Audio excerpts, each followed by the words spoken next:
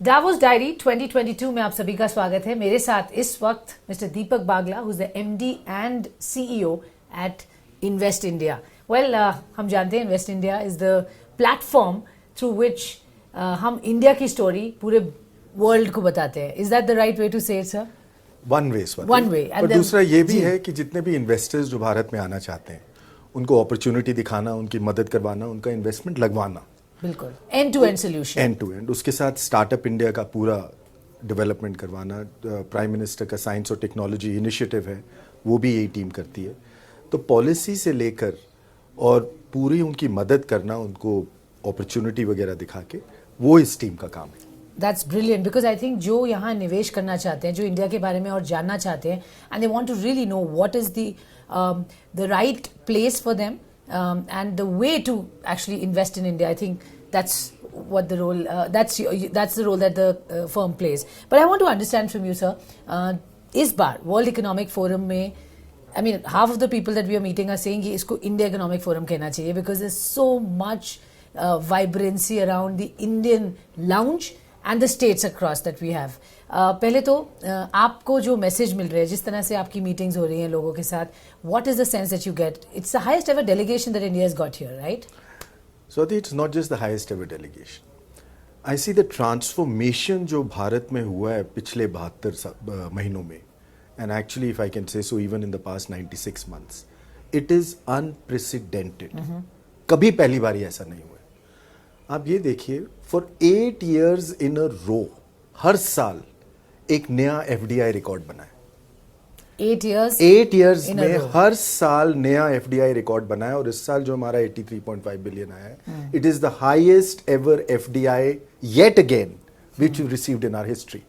But I will tell you इतना जरूरी क्यों है और इतना महत्वपूर्ण क्यों है। Right. एक तो ये 57 सेक्टर्स से भारत में जो अपॉर्चुनिटी 57 सेक्टर्स में ये एफडीआई आया है, इसका ये है कि भारत में जो अपॉर्चुनिटी स्पेस अब बन रही है वो बढ़ती जा रही है। जो प्राइम मिनिस्टर के जितने इनिशिएटिव्स हैं, digital India initiative, startup India initiative, जल जीवन मिशन, इन सब की वजह से ये अपॉर्चुनिटी स्पेस बढ़ती जा रही है। True. दूसरा अगर आप देखें, और जो वेरी इंपॉर्टेंट, इस बारी हमारे पास 101 देशों से निवेश आया है। I think it is a global record. It's a global record. और वो भी तब आया कि जब हम पूरे कोविड की वजह से पूरा लॉकडाउन हुआ था देश में।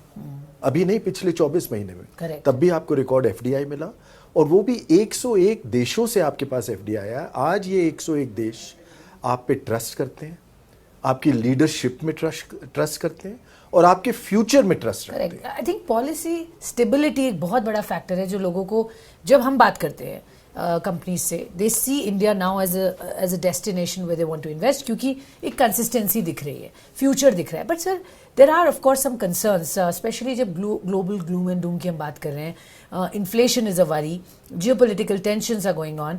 इंडिया एक कंट्री है, I think one of the very few जो ग्रोथ दिखा रहा है और कह रहा है कि हम फिर भी बेहतर करेंगे और ये हम इसको एक अपॉर्चुनिटी की तरह लेंगे। तो इन्वेस्टमेंट्स इंडिया में आए, इसके लिए सरकार ऑफ कोर्स पूरी जोर लगा रही है। बट जो अभी मिड टर्म कंसर्न्स हैं, commodity, inflation, I know it's external factors but it will of course impact the economy, उसको कैसे हम डील करें? इन्फ्लेशन सारी दुनिया में प्रॉब्लम है आज, हमारे यहाँ भी है, और हमारे यहाँ कई स्टेप्स लिए जा रहे हैं कि देखने के लिए उसका कैसे कंट्रोल है। पर मेरे हिसाब से ये वो चीज़ें हैं जो शॉर्ट रन में चलती रहेंगी, ऊपर नीचे होती रहेंगी। जो इन्वेस्टर है वो हमेशा ये देखता है कि अगला 5 और 10 और 15 साल में क्या होगा। उसमें जैसे आपने कहा, एक जितनी भी नीतियाँ ऑनरेबल प्राइम मिनिस्टर की अभी हुई हैं और उन्होंने इंट्रोड्यूस की हैं, उनके अब रिजल्ट्स आने शुरू हो गए, और उन रिजल्ट से जो ट्रस्ट इंडिया में डेवलप हो रहा है, और उसके साथ साथ अपॉर्चुनिटी भी बढ़ती जा रही है। और इस अपॉर्चुनिटी का एक ये फ़ायदा है जो मैं आपको बताना चाहता था, कि इस बारी जो ये भारत से पूरी दुनिया से निवेश आया है, ये 80 स्टेट्स और यूनियन टेरिटरीज में आया, 30 स्टेट्स और यूनियन टेरिटरीज में आया है। तो all across it is now broad basing itself across India. It is bringing that sense of equity across India, जहाँ हर स्टेट और यूनियन टेरिटरी अब अपने आप को अपनी स्ट्रेंथ्स पे उनको प्रोजेक्ट कर रही है। नहीं है अब। हाँ। उन स्ट्रेंथ्स के बेसिस पे अब निवेश उनके पास आने लगा है। और उसकी वजह से it is not just business, it is the quality of life, it is that ease of living which the Honorable Prime Minister has been stressing on, which is now starting to see the results in a big manner. You think now is the time for India to press on the accelerator and go full throttle? अभी स्वाति आपने बोला ना कि पूरा यहाँ पे Davos देखिए, तो हमें अब इसको लेवरेज कर पाए, ये टर्न, ये एक्चुअली रिजल्ट इसमें आए. I mean of course people are coming, but ultimately are we able to cultivate these opportunities? They are right there for the world to see and accept. Look at it.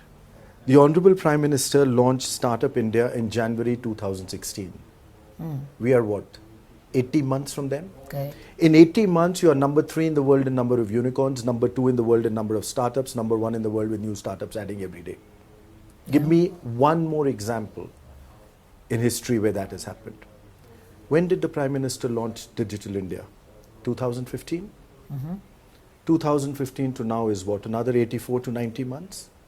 In 90 months, when you started Digital India, India's global position was 122 in per capita data consumption. Today, India's position is number 1. Number 1. In the world. We consume more per capita data than China and the US put together. And let me tell you another very interesting thing. Last year, India had 48 billion real-time transactions. दुनिया के 40% real-time transactions Bharat में हुए. पूरी दुनिया में. पूरी दुनिया के. You're not just number 1, but the second after us, you were 48 billion. Correct. The second after us is China with 18 billion. Oh, gap is huge. This is how fast India is changing because of all those initiatives which have been introduced since 2015. And when you're asking me about that India's time has come, everybody sees it today that this new India, now they can see what it is about. This is a new India which is about promise. This is a new India which commits to delivering its commitments to its partners. This is a new India which is based on transparency. This is a new India which is based on predictability. This is a new India which is based on equity and in based together to bring you profitability. बिल्कुल. अगर मैं sector wise बात करूं, आपको क्या लगता है India को कहाँ लेनी चाहिए? किन सेक्टर्स में यू थिंक हम बेहतर कर सकते हैं दूसरों से और वो हमारी स्ट्रेंथ की तरह दिखे? जो सबसे बड़ी चीज हुई है स्वाति, एक हमारा बहुत स्ट्रॉन्ग डिजिटल प्लेटफॉर्म बन गया. बिल्कुल. इस डिजिटल प्लेटफॉर्म ने हर चीज को बदलने में आ गया है. हर सेक्टर में बदलाव आ रहा है, हर के जीवन में बदलाव आ रहा है.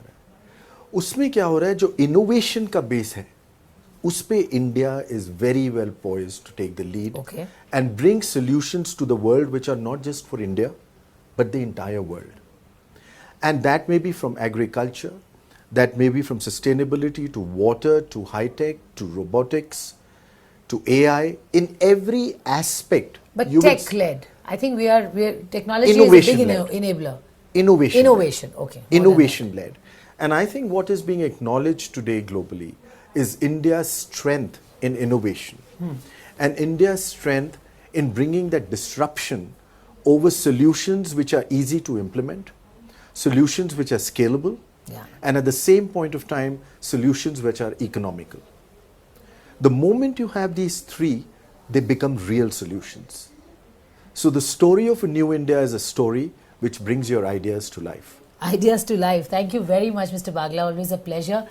Looking forward to catching up once this session is over and we get to know the final outcome of this big mega World Economic Forum conference. Thank you very much. Thank you, Swati. Thanks. Thank you.